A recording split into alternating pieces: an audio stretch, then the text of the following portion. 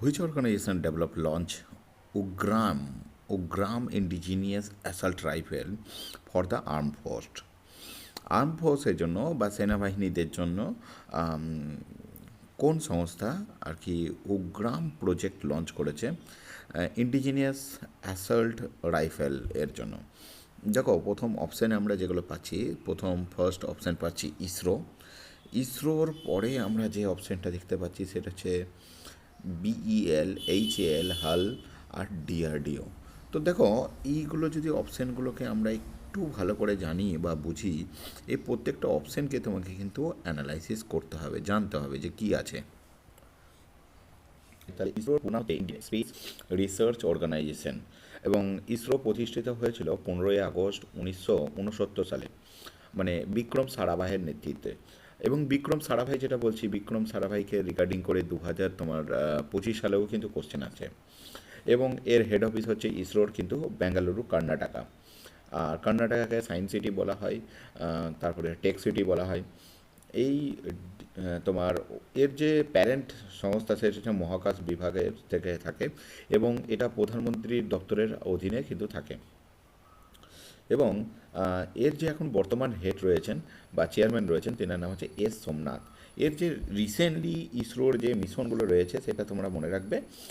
চন্দ্রযান 3 2023 সালে চাঁদের দক্ষিণ মেরুতে অবতরণ করে, এবং বিশ্বের প্রথম দেশ হলো ভারত, যেটা এই যে পয়েন্টটা তোমাদের আমি বলছি 2025 সালে এটাই কোশ্চেন ছিল। এবং অবতরণের স্থলের নাম দেওয়া হয়েছিল শিবশক্তি পয়েন্ট। নেক্সট, ইসরোর আরও যেগুলো রয়েছে, আদিত্য L1, যেটা ভারতের প্রথম সূর্য গবেষণা মিশন, জানুয়ারি 2024 পৌঁছায়। নেক্সট হচ্ছে স্পাডেক্স স্পাডেক্স স্পাডেক্স 2024-25 মিশন, যে মহাকাশে দুটি যানের ডকিং এবং প্রযুক্তি সফলভাবে প্রযুক্তি করেছে। নেক্সট হচ্ছে এক্সপোডেক্স এক্সপোস্যাট বা যেটা ব্ল্যাক হোলস বলছে। ব্ল্যাক হোলস গবেষণার জন্য ভারতের প্রথম পোলার পোলারিমেট্রি মিশন চালু হয়েছে। পোলারিমেট্রি মিশন চালু হয়েছে 2024 সালে। এবং আপকামিং যে মিশনগুলো রয়েছে ভবিষ্যতে ইসরোর, সেগুলো হচ্ছে যেমন গগনযান, ভারতের প্রথম সর্তীর্থ মহাকাশ অভিযান 2027 সালের লক্ষ্য, শুক্রযান 2028 সালের লক্ষ্য, নিজস্ব স্পেস স্টেশন 2035 সালের লক্ষ্য, চন্দ্রযান 4, যেটা হচ্ছে চাঁদের নমুনা পৃথিবীতে ফিরিয়ে আনার লক্ষ্য। আর যে বিভিন্ন যে উৎক্ষেপণ কেন্দ্রগুলো রয়েছে, যেখান থেকে তোমার ছাড়া হয়, রকেট ছাড়া হয়, সেই উৎক্ষেপণ কেন্দ্রগুলো তোমরা একটু জেনে নাও। প্রথম হচ্ছে সতীশ ধাওয়ান স্পেস সেন্টার, যেটা তোমার শ্রীহরিকোটা, যেটা আমরা বলছি Sriharikota Satish Dhawan space research centre, যেটা অন্ধ্রপ্রদেশে অবস্থিত। আর তারপর হচ্ছে তোমার নিউ স্পেস পোর্ট, যেটা হচ্ছে তামিলনাড়ুর কুলশেখরপত্তনমে, ছোট রকেট যেটা SSLV উৎক্ষেপণের জন্য ব্যবহৃত হয়। আর প্রধান কেন্দ্র বলতে গেলে PSLV, যেটা ওয়ার্ক হর্স করা হয়, ভারতের ওয়ার্ক হর্স বলা হয়। এবং LV-M3 হচ্ছে ইসরোর সবচেয়ে শক্তিশালী এবং ভারী রকেট। LV-M3 মনে রাখবে নামটা। আর কিছু আমি স্ট্যাটিক কোশ্চেন তোমাদের সাথে আলোচনা করে দিচ্ছি। ভারতের মহাকাশ বিজ্ঞানের জনক হচ্ছে বিক্রম সারাভাই। ভারতের প্রথম ভারতীয় উপগ্রহ হচ্ছে আর্যভট্ট, যেটা হচ্ছে 1975 সালে।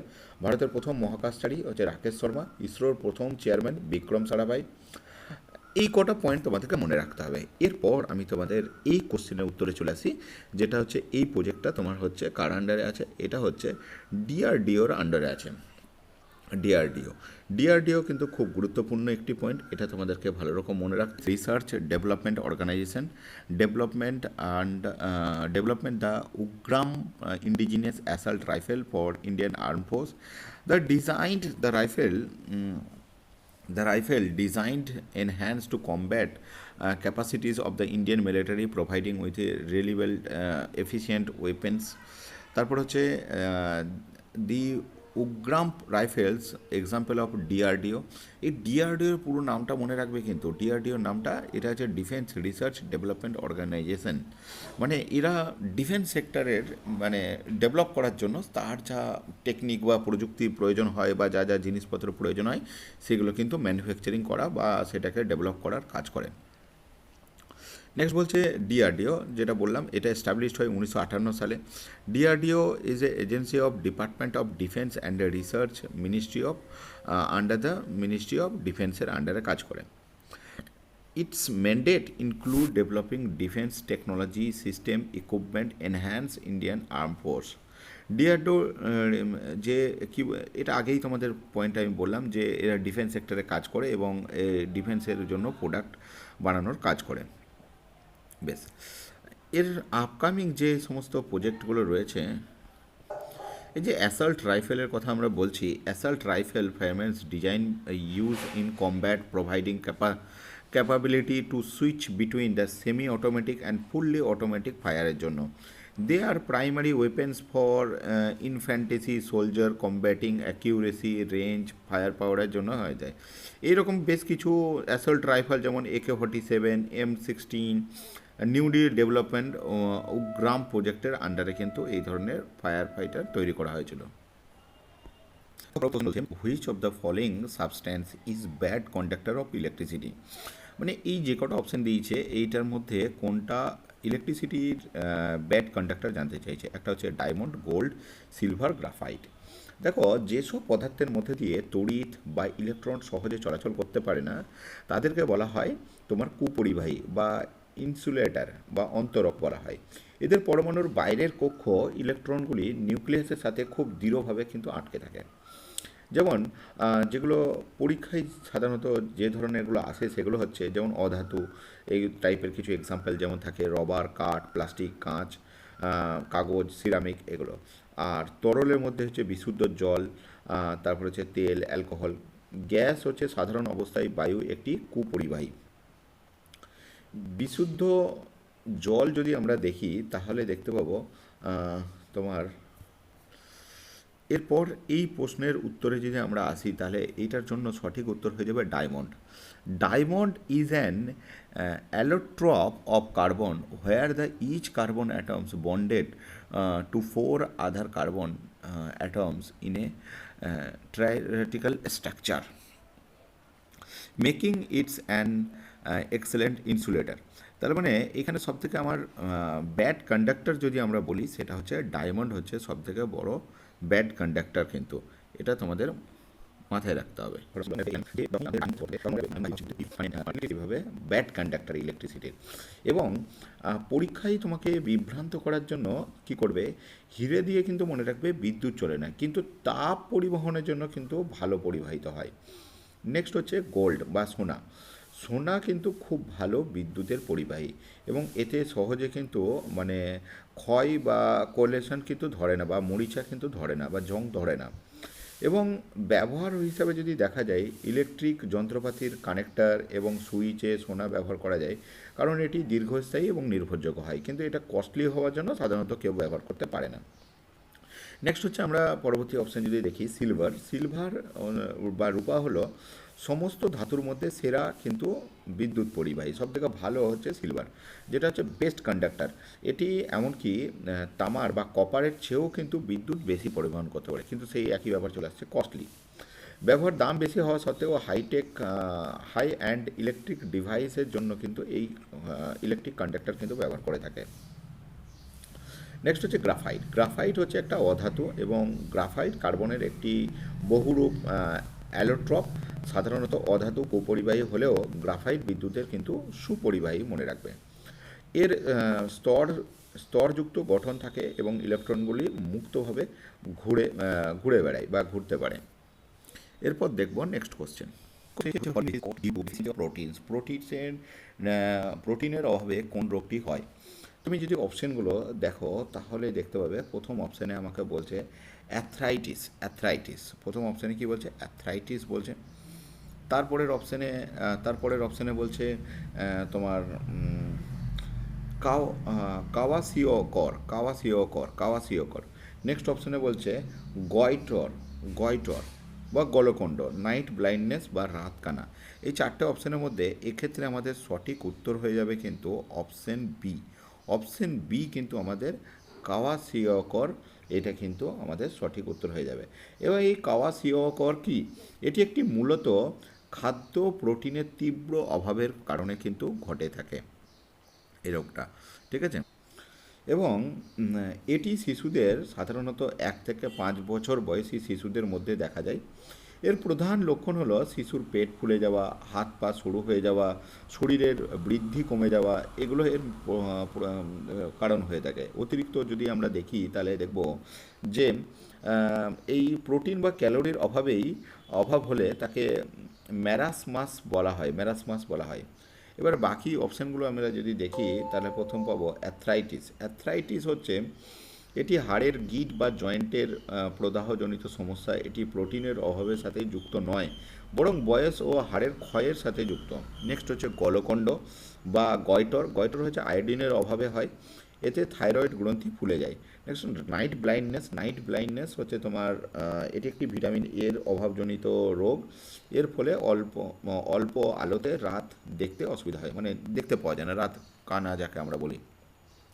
এবার কিছু জিনিস তোমাদের মনে রাখতে হবে, যেমন প্রোটিনের অভাবে যে রোগ হয় সেটা কোয়াশিয়কর, ভিটামিন এর অভাবে রাতকানা, ভিটামিন সি এর অভাবে স্কারভি, ভিটামিন ডি এর অভাবে রিকেট, আয়োডিনের অভাবে গলকণ্ড, আয়রনের অভাবে রক্ত অল্পতা বা অ্যামোনিয়া। এ কটা কিন্তু তোমাদের গুরুত্বপূর্ণ পয়েন্ট মনে রাখতে হবে। দেখো তোমাকে এখানে একটা ছক মেলাতে দিয়েছে। প্রথমে কি বলছে, আইএনএস চিল্কা। এখানে অপশান দিচ্ছে গোয়া, মানে এই 4টে অপশানের মধ্যে কোনটা হবে? গোয়া আছে, অন্ধ্রপ্রদেশ আছে, কেরালা আছে, উড়িষ্যা আছে। INS হানসা, INS সাতাভানা, INS গরুদা। দেখো এই ছকগুলো কিন্তু তুলনামূলক, তোমাকে 2-1টা পয়েন্ট যদি তুমি না জানো তাহলে কিন্তু তোমার জন্য খুব ডিফিকাল্ট হয়ে যাবে। দেখো অপশানগুলো তোমার কিভাবে সাজানো আছে। অপশানগুলো প্রথমে আইএনএস চিল্কা। দেখো আমরা চিল্কা হ্রদের সম্বন্ধে পড়েছি, তোমরা একটু আধটু সবাই পড়েছো আইএনএস চিল্কা হ্রদ।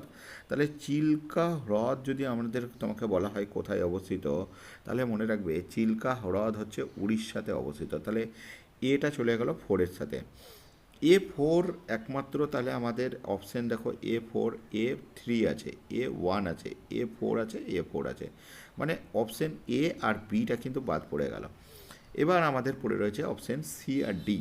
তারপরে আছে আমাদের আইএনএস হানসা হয়ে যাবে তোমার, এটা হয়ে যাবে আইএনএস হানসা, এটা হয়ে যাবে তোমার গোয়া। তার মানে অপশান বিটাও থাকছে, অপশান সিটাও থাকছে, অপশান ডিটাও থাকছে। আইএনএস হানসা কোথায় অবস্থিত? গোয়াতে অবস্থিত। নেক্সট হচ্ছে আইএনএস সাতাভানা, এটা হয়ে যাবে তোমার অন্ধ্রপ্রদেশ। আইএনএস সাতাভানা অন্ধ্রপ্রদেশে অবস্থিত। তাহলে এক্ষেত্রে আমাদের অপশান সিটা বাদ হয়ে গেল, তাহলে পড়ে রইল আমাদের অপশান ডি রাইট অ্যান্সার। আর ডিটা দেখে নিই, আইএনএস গরুদা হবে একমাত্র পড়ে রয়েছে কেরালা। তাহলে আইএনএস গরুদা কেরালাতে অবস্থিত। তাহলে আমাদের হয়ে গেল অপশান 4 কিন্তু এক্ষেত্রে আমাদের রাইট অ্যান্সার মনে রাখতে হবে তোমাদের। এখানে কিছু গুরুত্বপূর্ণ পয়েন্ট রয়েছে, তোমরা এগুলো একটু দেখে নিও যে কোথায় কি রয়েছে। আইএনএস চিল্কা বললাম, আইএনএস হানসা বললাম, আইএনএস সাতাভানা বললাম, গরুদা বললাম। এই পয়েন্টগুলো তোমরা একটু কোথায় কোন পোর্টে রয়েছে, আইএনএস ইন্ডিয়ান নেভাল শিপ যেগুলো রয়েছে সেগুলোকে তোমরা একটু এগুলোকে ভালো করে চোখ বুলিয়ে নিও বা দেখে নিও, কিন্তু এটা তোমাদের জন্য গুরুত্বপূর্ণ হবে। ডিআরডিও সম্বন্ধে একটু আগে একটা কোশ্চেনে বললাম, has conducted the first successful flight test of Agni five missile equipped with MIRV technology. What is the full form of MIRV? দেখো ফুল ফর্ম থেকে তোমাদের কিন্তু অনেক কোশ্চেন দিয়েছে। একটু আগে আমি তোমাদের ডিআরডিওর পুরো নাম বললাম, ডিআরডিওর পুরো নাম তোমরা একটু আমাকে কমেন্ট সেকশানে লিখে জানাবে যে ডিআরডিওর পুরো নাম কী। দেখো এখানে বলছে MIRVর পুরো নাম জানতে চেয়েছে, তো এই প্রযুক্তিটা কি যেটা MIRV খুবটা যে অগ্নি-5-এর মধ্যে দিয়ে হচ্ছে, এটা হচ্ছে একটা ক্ষেপণাস্ত্র।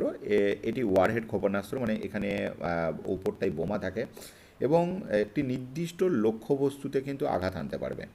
এবং এই MIRV প্রযুক্তি থাকলে একটি মাত্র ক্ষেপণাস্ত্রের মাথায় একাধিক 3-4টের বেশি ওয়ারহেড বসানো থাকে। এই ওয়ারহেড আকাশ থেকে আলাদা লক্ষ্যবস্তুতে কয়েকশো কিলোমিটার দূরে অবস্থিত যে কোনো বস্তুকে নিখুঁতভাবে আঘাত করতে পারে। এবং কিছু এর সাথে তোমাকে গুরুত্বপূর্ণ তোমাদের তার আগে এর কোশ্চেনের উত্তরটা বলে দিই। কোশ্চেনের উত্তরটা হচ্ছে মাল্টিপল ইন্ডিপেন্ডেন্সি টার্গেটেবল রি এন্ট্রি ভেহিকেল, যেটা বললাম একটা ইয়ে থেকে তোমার বহু বস্তুকে আঘাত আনতে পারে দূরের যে কোনো। মাল্টিপল ইন্ডিপেন্ডেন্সি টার্গেটেবল মানে দূর থেকে দূরের লক্ষ্য বস্তুকে একদম ক্লিয়ারভাবে এ কিন্তু লক্ষ্য স্থির করতে পারে। এর সঙ্গে তোমাকে আরও কিছু জিনিস মনে রাখতে হবে, যেমন মিশন দিব্যস্ত্র। মিশন দিব্যস্ত্র হচ্ছে 11ই মার্চ 2024 হয়েছিল। এটি ভারত প্রথমবারের জন্য MIRV প্রযুক্তি সম্বলিত অগ্নি-5 ক্ষেপণাস্ত্রের সফল পরীক্ষা চালায়। এই অভিযানের নাম দেওয়া হয়েছিল মিশন দিব্যস্ত্র। এবং অভিজাত যে দেশগুলো রয়েছে, যারা একদম রিনাউন্ড দেশ রয়েছে, যেমন ধরো যুক্তরাষ্ট্র, রাশিয়া, চীন, ফ্রান্স, ব্রিটেন, এদের তালিকায় কিন্তু এবার ভারতকে দেখা যাবে। অগ্নি-5 এর পাল্লার রেঞ্জ কত দেখো, এটি অগ্নি-5 হচ্ছে মোটামুটি 5,000 কিলোমিটারের বেশি দূরত্বে আঘাত আনতে সক্ষম হয়। এবং এটা একটা intercontinental missile intercontinental ballistic missile এটা। এবং এই গুরুত্বপূর্ণ পয়েন্টগুলো তোমাদের মনে রাখতে হবে। এবং 2025 সালে উড়িষ্যার চাঁদিপুর থেকে যে স্ট্র্যাটেজিক ফোর্স কমান্ড রয়েছে, সেখানে অগ্নি-5 আরও একটি সফলভাবে পরীক্ষা উত্থাপন করেছে, যেটা ভারতের প্রতিরক্ষা ব্যবস্থাকে আরও শক্তিশালী করবে। এই কটা জিনিস কিন্তু তোমাদের ভালো করে কিন্তু গুরুত্বপূর্ণভাবে মনে রাখতে হবে। এখানে পয়েন্টগুলো আরও বিস্তারিতভাবে দেওয়া আছে, তোমরা একটু ভালো করে পয়েন্টগুলো দেখে নিও। ডিআরডিওর পুরোনা বা স্ট্র্যাটেজিক ডিফারেন্সেস, ক্যাপাসিটি কী রয়েছে সেগুলো। রমন ম্যাগসেসে অ্যাওয়ার্ড দেখো, রমন ম্যাগসেসে অ্যাওয়ার্ড তোমরা মনে রাখবে, রমন ম্যাগসেসে অ্যাওয়ার্ড হচ্ছে যে এটাকে বলা হয় এশিয়ার নোবেল প্রাইজ। কোথায় কী বলা হয়? এশিয়ার নোবেল প্রাইজ। এবং এর আগে বিভিন্ন ইয়ার বেসিসে কিন্তু তোমাদের কোন ইয়ারে কে রমন ম্যাগসেসে অ্যাওয়ার্ড পেয়েছে এগুলো কিন্তু মনে রাখতে হবে। এটা তোমাদের 2023 থেকে জিজ্ঞাসা করছে যে 2023-এ রমন ম্যাগসেসে অ্যাওয়ার্ড কে পেয়েছে। তাহলে এটা হয়ে যাবে রবি কান্নন আর। এবং এই অ্যাওয়ার্ডটা ফিলিপাইন সরকার এর সম্মতিতে নিউ ইয়র্কের রক ভেলার ফান্ড দ্বারা দেওয়া হয়। এবং ফিলিপাইন্সের 7ম রাষ্ট্রপতি রমন ম্যাগসেসের স্মরণে দেওয়া হয়। এবং তোমাকে বললাম এটাকে এশিয়ার নোবেল প্রাইজও বলা হয়ে থাকে। এই পয়েন্টগুলো তোমাকে কিন্তু ভালো করে মনে রাখতে হবে। আর কিন্তু এই তোমার রমন ম্যাগসেসে অ্যাওয়ার্ড দেওয়া হয়েছে, ইনি হচ্ছেন, মনে রাখবেন, অনকোলজিস্ট। এখান থেকে কোশ্চেন আসে, অনকোলজিস্ট কি? ইংলিশ যাদের সাবজেক্ট আছে তাদের জন্য গুরুত্বপূর্ণ। মনে রাখবে অনকোলজিস্ট হচ্ছে ক্যান্সারের ডাক্তারকে বলা হয় অনকোলজিস্ট। ঠিক আছে, যেমন ডার্মাটোলজিস্ট বলা হয় স্কিনের ডাক্তারকে, চামড়ার ডাক্তারকে। ঠিক একইভাবে দেখবে বলা হয় শিশুদের ডাক্তারকে বলা হয় তোমার দাঁড়াও, আমি 1 সেকেন্ডের জন্য ভুলে গেলাম, শিশুদের ডাক্তার। তো অনকোলজিস্ট মানে ক্যান্সার স্পেশালিস্ট ডাক্তার, বা ক্যান্সার স্পেশালিস্ট বা ক্যান্সার রিগার্ডিং পড়াকে বলা হয় তোমার অনকোলজিস্ট। এটা মনে রাখবে। যিনাকে 2023 সালে এই তোমার রমন ম্যাগসেসে অ্যাওয়ার্ড দেওয়া হয়েছিল। এর আগে তোমরা মনে আছে সোনাম ওয়াংচুক, রিসেন্টলি ভারত সরকার যাকে জেলে ভরে দিয়েছে, সোনাম ওয়াংচুকের কথা মনে আছে? তোমরা 3 ইডিয়টস মুভি দেখেছিলে না? তো 3 ইডিয়টস মুভিতে যার উপর যে অ্যাকচুয়ালি আমির খানের চরিত্র যে করেছে, সেই ব্যক্তিটার নাম হচ্ছে সোনাম ওয়াংচুক, লাদাখে যিনি থাকেন। তো উনি একজন বিখ্যাত সায়েন্টিস্ট। তোমরা মুভিটা আশা করছি সবাই দেখেছো এবং ভালো করে দেখেছো। তো সোনাম ওয়াংচুকও কিন্তু এই রমন ম্যাগসেসে অ্যাওয়ার্ড কিন্তু জিতেছে। এর আগে তোমরা একজন বিখ্যাত ইয়েকে দেখেছো নিশ্চয়ই, সাংবাদিক রাবিশ কুমারকেও কিন্তু এই রমন ম্যাগসেসে অ্যাওয়ার্ড কিন্তু দেওয়া হয়েছে। তাহলে এটা কিন্তু মনে রাখতে হবে তোমাদের। আমি আরও বিস্তারিত 2024 এবং 23-এর লিস্টগুলোও তোমাদের বলে দিচ্ছি, যেগুলো তোমাদের জন্য খুবই গুরুত্বপূর্ণ হবে। তো ইনার সম্বন্ধে অত ডিটেলস আমি আলোচনা করছি না। তোমরা জাস্ট এইখানে এই ফিলিপাইন্সের সম্বন্ধে, এই রমন ম্যাগসেসে অ্যাওয়ার্ড সম্বন্ধে একটু দেখে নাও এখানে। আর আমি তার সঙ্গে সঙ্গে রিগার্ডিং যে পয়েন্টগুলো আছে সেগুলো একটু বলে নিই। দেখো 2025 সালে ভারতের জন্য এই রমন ম্যাগসেসে অ্যাওয়ার্ড রিগার্ডিং কী নাম আছে, সেটা হচ্ছে প্রথমত একটা এনজিও দেওয়া হয়েছে। সেই এনজিওর নাম হচ্ছে এডুকেট গার্লস। এটি ভারতের প্রথম বেসরকারি সংস্থা এই সম্মান পেল। এর প্রতিষ্ঠাতা হচ্ছে সাফিনা হোসেন। মনে রাখতে হবে, এই নামটা কিন্তু মনে রাখতে হবে, সাফিনা হোসেন।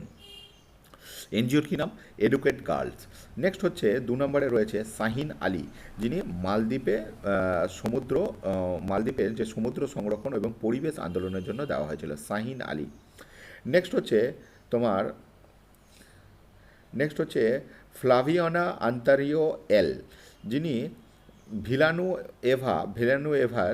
ভিলানুয়েভা পুরো নামটা আরেকবার উচ্চারণ করছি, ফ্লানিয়া ফ্লাভিওভানা আন্তানিও এল ভেনালুয়েভা, ইনি ফিলিপাইন থেকে গৃহহীন প্রান্তিক মানুষের সেবার জন্য দেওয়া হয়েছিল। নেক্সট হচ্ছে 2024 সালের পুরনো কোশ্চেনও দিতে পারে। পুরনো কোশ্চেনে হচ্ছে 2024-এর মধ্যে মিয়াজাকি হাওয়াও বিখ্যাত অ্যানিমেটর, জাপান থেকে অবস্থিত মিয়ানেটি হাওয়াও, যে তোমার রমন ম্যাগসেসে অ্যাওয়ার্ড 2024-এ দেওয়া হয়েছে। তাছাড়া কর্মা ফুন্টিসো ভুটানের জন্য, ডক্টর রুরাল ডাক্তার মুভমেন্ট থাইল্যান্ডের জন্য, আর হচ্ছে ফারউনজা ফারহান দেওয়া হয়েছিল ইন্দোনেশিয়া থেকে। মানে তোমাকে ভারতেরগুলো মনে রাখতে হবে, অন্য দেশের মনে রাখলে না চলবে। ভারতের কিন্তু এই 2025-এর জন্য একটা নাম বারবার বলছি মনে রাখবে, সেটা হচ্ছে educate girls, Safina Hossain, educate girls. Next হচ্ছে ভারতের সাথে তোমার এই ম্যাগসেসে অ্যাওয়ার্ডের সম্পর্কটা মনে রাখতে হবে, যেটা হচ্ছে ভারতের প্রথম যে জয়ী হয়েছে সেটা হচ্ছে রমন ম্যাগসেসে অ্যাওয়ার্ড, সেটা হচ্ছে বিনোবা ভাবে, যেটা হচ্ছে 1958 সালে। এবং ভারতের প্রথম মহিলা বিজয়ী হচ্ছে মাদার ট্রেজা। এবং রবি কান্নান, আর বললাম অনকোলজিস্ট, রবিশ কুমার সাংবাদিক পেয়েছেন, সত্যজিৎ রায় পেয়েছেন, কিরণ বেদি পেয়েছেন, অরবিন্দ কেজরিওয়াল পেয়েছেন, সোনাম ওয়াংচুকের কথা বললাম, সোনাম ওয়াংচুক পেয়েছেন। এগুলো এই কটা তোমাকে মনে রাখলেই যথেষ্ট। আর আরও বিস্তারিত পয়েন্ট আছে, আমি আরও বিস্তারিত আলোচনা করছি না। who has been appointed chairman of the 16th finance commission, যে 16তম ফাইন্যান্স কমিশন রয়েছে এর চেয়ারম্যানকে। আমি অপশন পড়ার আগে একটু তোমাদের ফাইন্যান্স কমিশন সম্বন্ধে বলে দিই। দেখো, ফাইন্যান্স কমিশন একটা গুরুত্বপূর্ণ পয়েন্ট মনে রাখতে হবে তোমাদের, এবং যেটা সংবিধানের যে ধারা রয়েছে 280 নম্বর ধারা অনুসারে, যে তোমার ধারা অনুযায়ী অর্থ কমিশন বা ফাইন্যান্স কমিশন গঠিত হয়। এর টার্ম থাকে 5 বছর অন্তর টার্ম হয়। রাষ্ট্রপতি এই কমিশন গঠন করেন, এবং এই সদস্য সংখ্যা মানে একজন চেয়ারম্যান থাকে এবং 4জন অন্য সদস্য থাকে, মোট 5জন সদস্য থাকে। এবং এর যোগ্যতা, চেয়ারম্যানকে জনসভায় অভিজ্ঞ হতে হবে এবং বা সদস্যদের উচ্চ বিচারালয়ের বিচারক হওয়ার যোগ্যতা সম্পন্ন থাকতে হবে। এবং 16তম যে ফাইন্যান্স কমিশন হয়েছে, সেটা বর্তমানে 16তম ফাইন্যান্স কমিশন খুব গুরুত্বপূর্ণ। এর সুপারিশগুলো 1 এপ্রিল 2026 থেকে কার্যকর হচ্ছে, এবং এর বর্তমান যে চেয়ারম্যান সেটা হচ্ছে ডক্টর অরবিন্দ পানাগড়িয়া। কোন অপশানে রয়েছে দেখো, অপশান ডিতে পাবে তুমি, ডক্টর অরবিন্দ পানাগড়িয়া। এটা হচ্ছে 16th ফাইন্যান্স কমিশনের চেয়ারম্যান। এর কার্যকাল রয়েছে 26-27 সাল থেকে একদম 30 সাল পর্যন্ত রয়েছে। এর রিপোর্ট জমা দেয় এই কমিশন 31 অক্টোবর 2025-এর মধ্যে তার রিপোর্ট রাষ্ট্রপতির কাছে পেশ করেছেন। এ কটা জিনিস এই পয়েন্ট থেকে মনে রাখতে হবে। এর রিগার্ডিং কিছু পয়েন্টস রয়েছে, অরবিন্দ পানাগড়িয়া অ্যাপয়েন্টেড চেয়ারম্যান, এগুলো একটু ফাইন্যান্স কমিশন কি, ডক্টর অরবিন্দ পানাগড়িয়া নীতি আয়োগ কি, এগুলো তোমরা একটু ভালো করে কিন্তু চোখ বুলিয়ে নিও। রাঙ্গানতা মন্দির which is situated in Tamil Nadu, যেটা রঙ্গন স্বামীর মন্দির রয়েছে, যেটা কিনা তামিলনাড়ুতে অবস্থিত। এটা is dedicated in which deity, মানে এটা কার উপর বেষ্টিত রয়েছে, এই মানে মন্দিরটা কোন ভগবানের উপর আর কি রয়েছে। দেখো, এটা খুব সহজ কোশ্চেন, এটা হয়ে যাবে তোমার, মনে রাখবে lord Vishnu, option B lord Vishnu. এবং এই মন্দিরটি তামিলনাড়ুর শ্রীরঙ্গম তিরুচিরাপল্লী কাবেরী নদীর তীরে অবস্থিত, দ্বীপে অবস্থিত। এবং স্থাপত্য শৈল যদি দেখো, এটি দ্রাবিড়, আমি তোমাদের মন্দিরটাকে একবার দেখিয়ে দিই, দাঁড়াও। দেখতেই পাচ্ছ রঙ্গনাথ স্বামী টেম্পল, এবং এটা অবস্থান তামিলনাড়ুর তোমার হচ্ছে শ্রীরঙ্গম তিরুচিরাপল্লী কাবেরী নদীর তীরে অবস্থিত। এবং এর যে স্থাপত্য শৈল, যেটা দেখতে পাচ্ছ তোমরা, খুবই গুরুত্বপূর্ণ স্থাপত্য শৈল। এই যে স্থাপত্য শৈল হচ্ছে দ্রাবিড় যে স্থাপত্য শৈলের একটি নিদর্শন। এটি বিশ্বের অন্যতম বৃহত্তম এবং সক্রিয় হিন্দু মন্দির কমপ্লেক্স, যেটা কিনা খুবই গুরুত্বপূর্ণ। এই মন্দিরটা তোমাদের বারবার বলছি, খুব গুরুত্বপূর্ণ। এটা হচ্ছে ভগবান বিষ্ণুর রূপ ধারণ করা হয় এখানে। ভগবান বিষ্ণুর যে রঙ্গনাথ রূপ, সেই রূপে পূজিত হয়, এবং শেষনাগের ওপর শায়িত থাকেন তিনি। এবং 2017 সালে এই মন্দিরটিকে ঐতিহ্য সংস্কৃতির জন্য ইউনেস্কো এশিয়া প্যাসিফিক অ্যাওয়ার্ড কিন্তু দেওয়া হয়েছে। এর সঙ্গে তোমাদের কিছু জিনিস আরও মনে রাখতে হবে। লিঙ্গরাজ মন্দির, যেটা হচ্ছে উড়িষ্যাতে অবস্থিত, এবং এটা হচ্ছে প্রধান দেবতা হচ্ছে ভগবান শিব। এবং মীনাক্ষী মন্দির, যেটা তামিলনাড়ুতে অবস্থিত, প্রধান দেবতা হচ্ছে দেবী পার্বতী, যেটা মীনাক্ষী বলা হয়। এবং বিঠল মন্দির, যেটা কর্ণাটকে অবস্থিত, ভগবান বিষ্ণু। এবং বৃহদেশ্বর মন্দির, যেটা তামিলনাড়ু, ভগবান শিব। এই কটা পয়েন্ট কিন্তু তোমাদের মনে রাখতে হবে।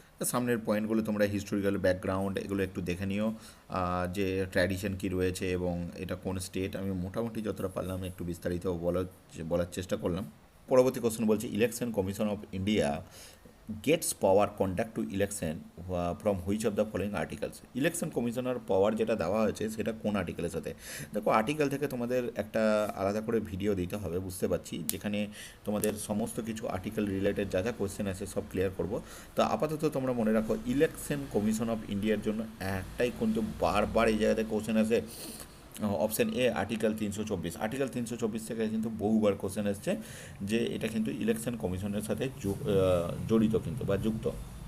এর সংবিধানের ধারা অনুযায়ী নির্বাচন কমিশনকে ভারতের পার্লামেন্ট, বিধানসভা এবং রাষ্ট্রপতি উপরাষ্ট্রপতির নির্বাচন তদারকি করার জন্য পূর্ণ নিয়ন্ত্রণের ক্ষমতা দেওয়া রয়েছে তোমার আর্টিকেল 324-এর। এবং এখানে কিন্তু ভালো রকম ক্ষমতা করা হয়। এবার অপশানগুলো আমরা যদি দেখি, আর্টিকেল 280, আর্টিকেল 280 একটু আগে আলোচনা করলাম, যেটা হচ্ছে ফাইন্যান্স কমিশন নিয়ে। আর্টিকেল 264 যেটা বলছে তোমার ওই অর্থ এবং রাজস্ব সংক্রান্ত ব্যাখ্যায় দেওয়া আছে।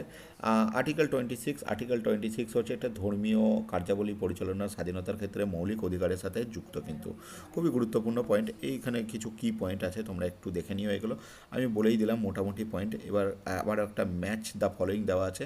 এই ম্যাচ দ্য ফলোয়িংয়ের মধ্যে আবার অপশান দেওয়া আছে, সেগুলো আমরা দেখছি কোনটা হচ্ছে, এবং স্টেট সেন্টারে স্টেট ক্রাফট আছে, এবং কোন স্টেটের কোন ক্রাফটটা হয় সেটা আমাদের কাছে জানতে চেয়েছে। এবং সেটা জানতে চাওয়া হয়েছে। দেখো, প্রথমে আমরা যদি দেখি মন, মন হচ্ছে তোমার, বলো তোমরা দেখি মন কোথাকার হ্যান্ডিক্রাফটস। তোমাদের মন হচ্ছে নাগাল্যান্ডের। মন কোথাকার? মন হয়ে যাবে নাগাল্যান্ডের, মানে এটা হয়ে যাচ্ছে ফোরে, এটা হয়ে যাচ্ছে ফোর, মানে অপশান এটা আমার হতে পারে।